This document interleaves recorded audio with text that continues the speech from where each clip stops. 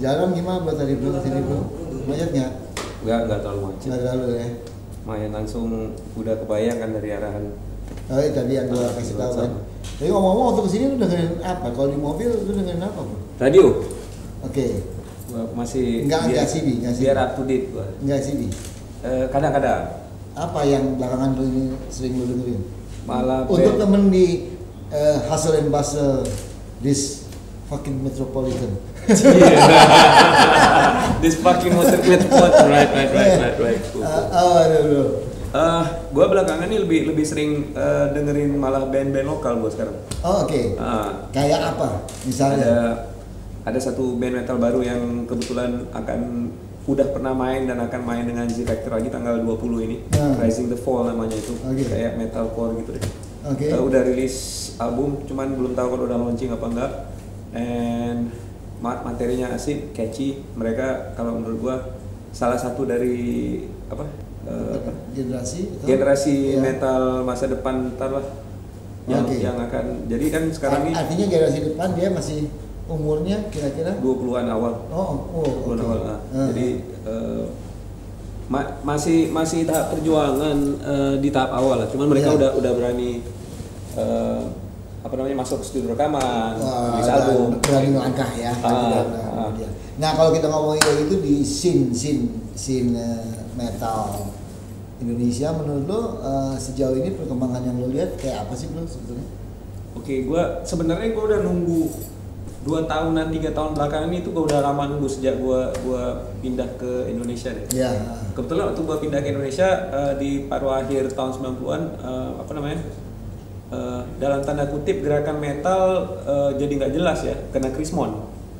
Gue pindah ada sedikit kayak di skip ya. Ada semua. Yes, bukan cuma karena tren atau ininya dunia sudah berubah ke new metal atau apalah panggilannya saat itu ya, atau heavy metal. Cuman emang kondisi Indonesia lagi hancur parah. Semua musik boleh dibilang. Metal nggak pernah mati memang, cuman selama sekian tahun itu sempat ngilang dan nyari gigs misalnya kalau punya band metal itu susah. Sangat susah. Jangankan itu, rock yang masih mainstream pun agak rada sulit juga kan. Apalagi yang lebih ekstrim. Jadi sekian lama nunggu, gue ingat banget tuh tahun 2008-2009 sempet ngobrol sama banyak teman-teman. Intinya gue berharap anak-anak metal tuh bersatu sebetulnya. Cuman kita yang bisa gerakin ini, nungguin orang lain nggak mungkin. Maksudnya terlalu buang-buang waktu juga. Band gua pun waktu itu Z Factor baru mulai aktif, lumayan sering manggung juga sih. Jadi gua ngeliat udah mulai ada dari 2007-2008 itu udah mulai ada pemulihan sedikit. Nah, cuman masih agak rada fragmented gitu loh. Maksudnya kayak ada kubu-kubuan. Itu sebenarnya sering menyakiti banyak komunitas-komunitas musik tertentu ya, gak hanya metal sebenarnya. Itu yang mengganggu. Maksudnya ya kalau udah kayak gitu memang ngebelain kalangan tertentu aja, misalnya kayak gitu kan. Di rock atau metal itu lo lihat itu juga sempat terjadi gitu. Di Medan malah lucu banget waktu pas gue pindah kemari, kelar dari era potlot bubar. Gue kebetulan anak potlot kan, jadi bubar. Gue cabut sempet ke Medan selama berapa 10-11 bulanan. Waktu baru pertama pindah Indonesia, gue bikin acara metal di sana. Dan disitulah gue first hand experience yang namanya kubu-kubuan. Ada 7-8 kubu gede lah, dari black metal. Justru di Medan yang lo rasain itu pertama kali. Jadi gua sampai harus nyatuin dulu kubu-kubunya, baru mereka bisa main di satu acara yang sama. Nah, awal juga agak ada bingung. Maksud lo mereka karena berkubu-kubu itu nggak mau satu panggung? Bisa ribut. Jadi bandnya mungkin nggak, kadang masanya bisa ribut.